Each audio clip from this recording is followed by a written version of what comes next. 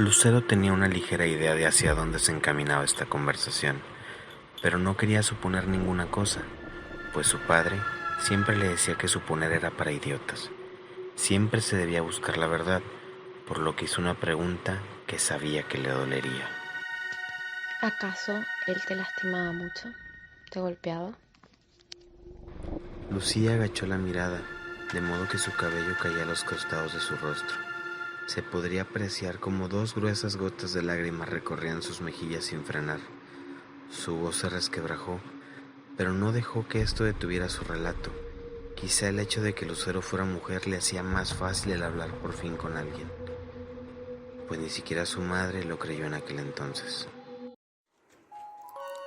La primera vez fue cuando tenía 6 años. Siempre había sido duro conmigo y falto de afecto también, pero yo no dejaba de quererlo. Solo era una niña. Creo que en aquel entonces no tenía corazón para odiar a nadie, mucho menos a mi padre. Cenamos como de costumbre y me despedí de cada uno dándoles un beso en la mejilla. Él siempre había sido reacio a esto, pero mi madre me decía que él tenía un carácter complicado, pero que realmente me amaba.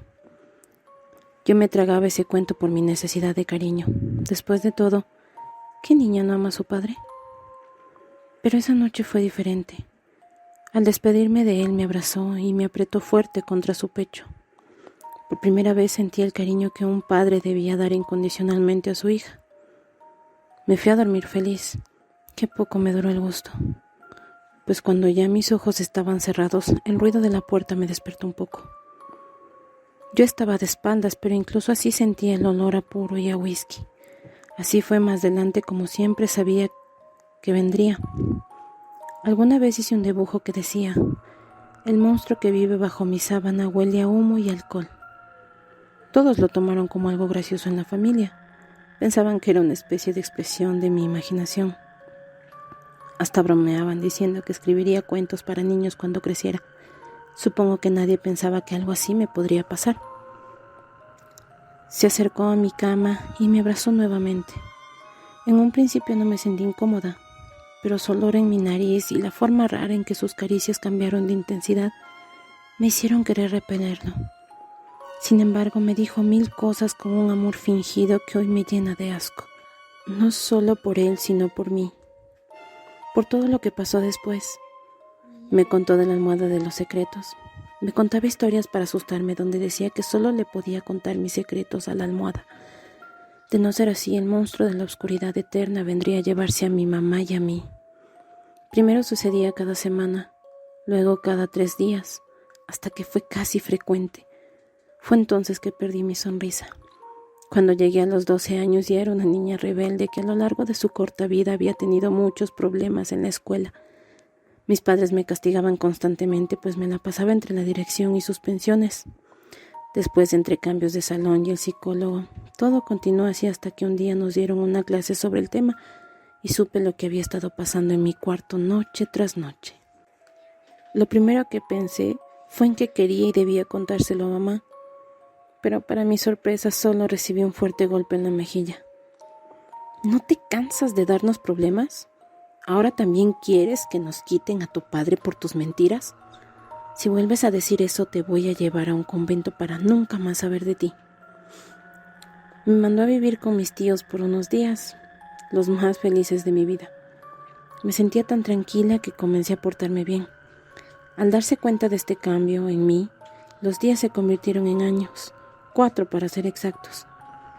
Pero al acabar la escuela elemental y entrar al siguiente nivel, tuve que regresar con ellos. Ni siquiera pasaron 2 semanas cuando lo volví a intentar. Pero esta vez fue diferente, pues ya tenía la fuerza para defenderme. Le di una patada apenas se acercó.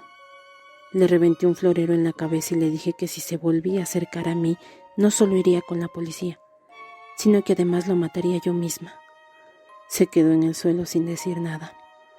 Pensé que había ganado, que por fin había derrotado al monstruo que vivía debajo de mi sábana. Pero solo un mes después, mi madre murió en extrañas circunstancias. Una sobredosis de analgésicos para sus migrañas y pastillas para dormir, al parecer. Eso no era posible. Mi madre sabía muy bien lo que hacía.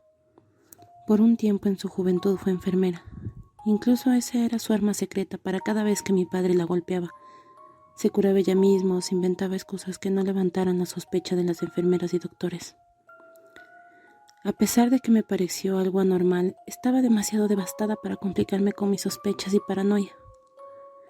Decidí despedirme de mi madre como era debido, y ya después tendría tiempo de examinar el asunto entero. De ser necesario, iría con la policía y les contaría toda la historia y lo que yo pensaba.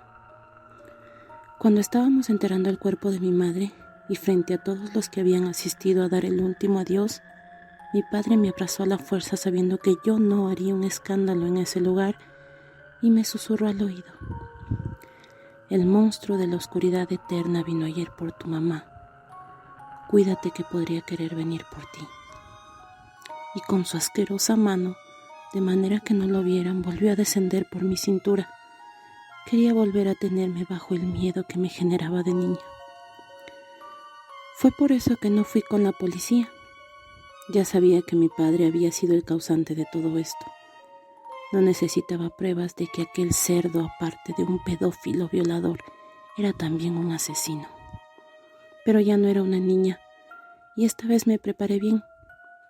Una semana después, mi padre fue encontrado con un disparo de su escopeta. Se había suicidado. Se había volado la mitad de la cabeza. Sus ojos habían desaparecido con la munición, así que nadie más tendría que ver su horrible mirada.